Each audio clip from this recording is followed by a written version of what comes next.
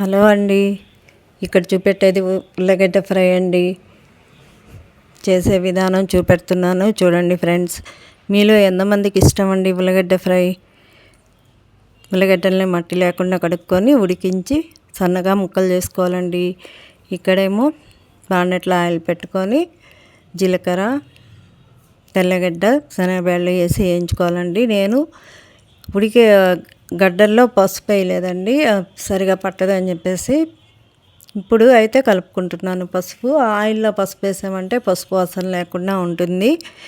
నేనైతే ఉడికిన తర్వాత వేసుకున్నాను అనమాట. మామూలుగా సన్నగా కట్ చేసి ఉప్పేసి పసుపు వేసి ఉడికిస్తాము, అవి సగం టేస్ట్ పోతుందని చెప్పేసి నేను అలా చేయకుండా గడ్డలు అలాగే ఉడికించేసి తర్వాత ఒలిచి కట్ చేసుకున్నాను అనమాట. దీనిలో ముందు ఉప్పు వేయలేదండి, ఇప్పుడు వేస్తున్నాను.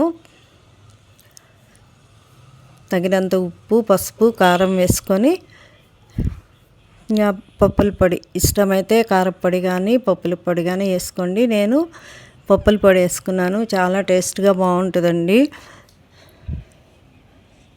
సింపుల్గా చేసుకోవచ్చండి, త్వరగా కూడా అయిపోతుంది. ఇదైతే పప్పుల పొడి అండి, పుట్నాల పప్పుతో పప్పుల పొడి చేసి ఇందులోనే కారం ఉందన్నమాట. నేను విడిగా కారం వేయలేదు, ఆ పప్పుల పొడిలో కారమే సరిపోతుందండి, అది వేసాను అనమాట. ఇలా చేస్తే పిల్లలు చాలా ఇష్టంగా తింటారు ఫ్రెండ్స్. తినననే వాళ్ళు కూడా ఇష్టంగా తింటారు. మీరు ఒకసారి ట్రై చేయండి, ఓకేనా?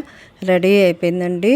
ఫస్ట్ టైం నా ఛానల్ చూస్తుంటే లైక్ చేయండి, షేర్ చేయండి, సబ్స్క్రైబ్ చేయండి ఫ్రెండ్స్, ఓకేనా?